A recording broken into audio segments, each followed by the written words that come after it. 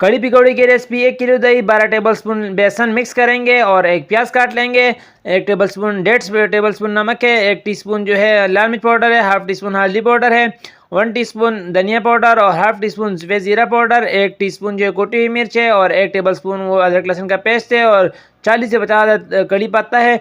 दही बेसन मिक्सचर को पतीले में डालेंगे, पानी डाल देंगे, उसको पकाने के लिए रख देंगे। साथ इसमें डाल देंगे प्याज और मिसाले, उसको पकाने के लिए रख देंगे। दूसरी तरफ ले लेंगे 6 से 7 आलू, उसको इस तरह काट लेंगे। प्याज इस तरह काट लेंगे 2 अदद। ये हरा धनिया है और यह है बेसन। इस सबको मिक्स करेंगे और ये इस पर डाल देंगे मिसाले, नमक 1 टीस्पून, धनिया पाउडर 1 टीस्पून और यहाँ पर लाल मिर्च पाउडर हाफ टीस्पून है और हाफ टीस्पून यहाँ पर ही जाएगा सफ़ेद जीरा साबुत। इन सबको मिक्स करेंगे, पकौड़े बना लेंगे। 3 थूम की फलियाँ और कड़ी पत्ता 20 की अदद और 4 बड़ी मिर्चें, इसको तड़का लगा लेंगे और इसको कड़ी में डाल देंगे। तो माशाल्लाह हमारी रेसिपी तैयार हो चुकी है। चैनल को जरूर सब्सक्राइब करें। Thank you.